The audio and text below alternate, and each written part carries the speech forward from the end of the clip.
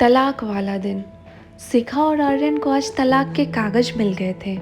दोनों साथ ही कोर्ट से बाहर निकले। दोनों के परिजन साथ थे और उनके चेहरे पर विजय और सुकून के निशान साफ झलक रहे थे। 4 साल की लंबी लड़ाई के बाद आज फैसला हो गया था।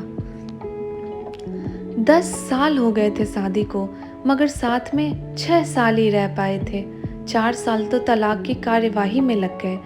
शिखा के हाथ में दहेज के सामान की लिस्ट थी जो भी आर्यन के घर से लेना था, और आर्यन के हाथ में गहनों की लिस्ट थी जो शिखा से लेने थे।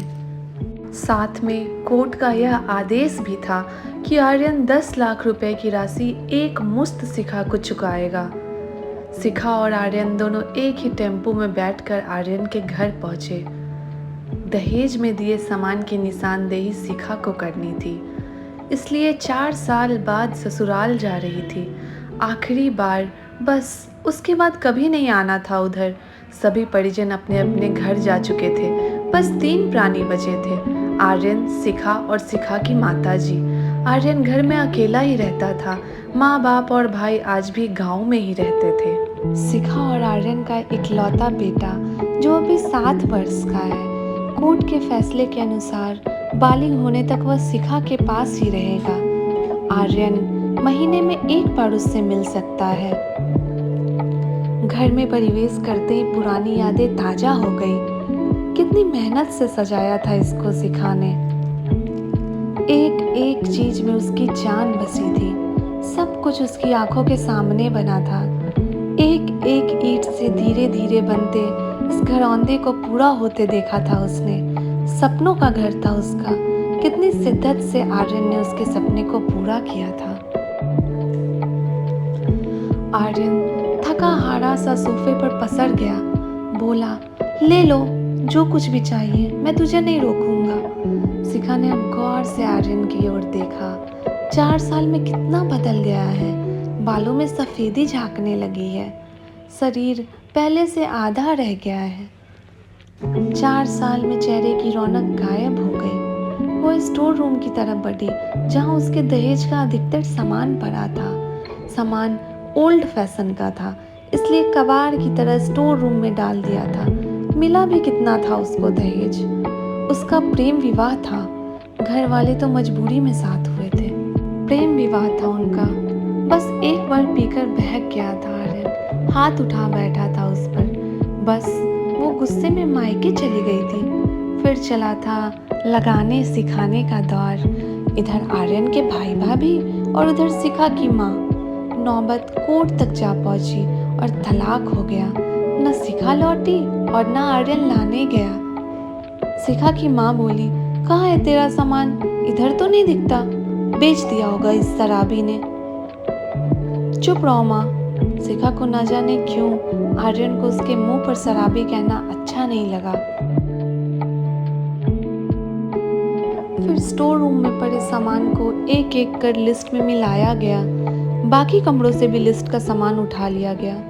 शिखा ने सिर्फ अपना सामान लिया। आर्यन को सामान को छुआ भी नहीं। फिर शिखा ने आर्यन को गहनों से भरा बैग पकड़ा दिया। आर्यन ने बैग वापस शिखा को दे दिया। रख लो, मुझे नहीं चाहिए, काम आएंगे तेरे मुसीबत में। गहनों की कीमत 15 लाख से कम नहीं थी। क्यों? कोर्ट में तो तुम्हारा वकील कितनी दफा गहने गहने चिल्ला रहा था। कोर्ट की बात कोर्ट में खत्म हो गई शिखा।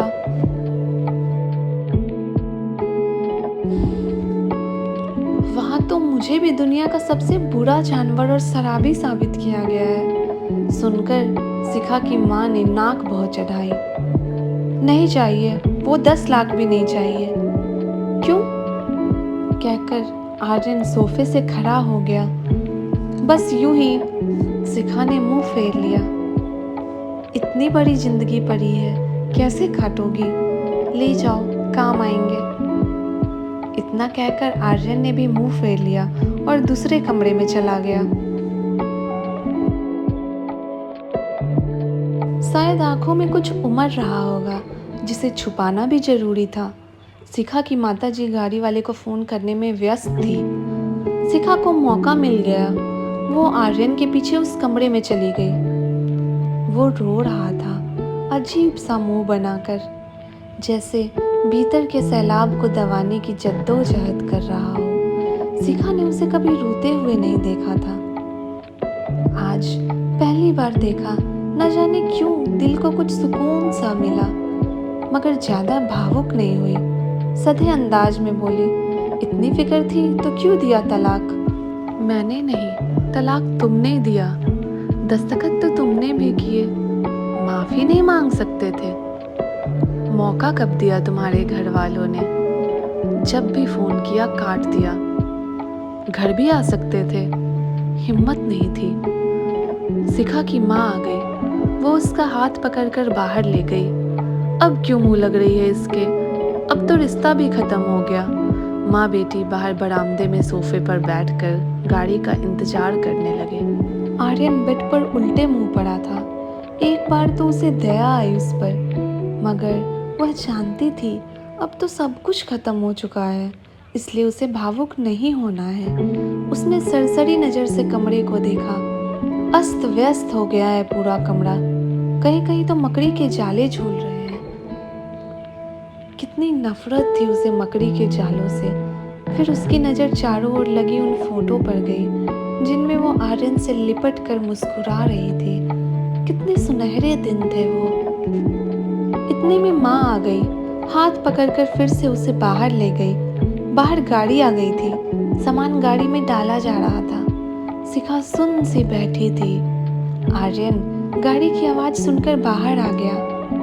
अचानक आर्यन कान पकड़कर घुटनों के बल बैठ गया।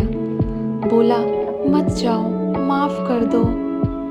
शायद यही वो शब्द थे जिसे सुनने के लिए 4 साल से तड़प रही थी। सब्र के सारे बांध एक साथ टूट गए। शिखा ने कोर्ट के फैसले का कागज निकाला और फाड़ दिया। और माँ कुछ कहती उससे पहले ही लिपट गई आर्यन से। साथ में दोनों बुरी तरह रोते जा रहे थे। दूर खड़ी शिखा की माँ समझ गई कि कोर्ट का आदेश दिलों के सामने कागज से ज्यादा कुछ नहीं। काश उनको पहले मिलने दिया होता।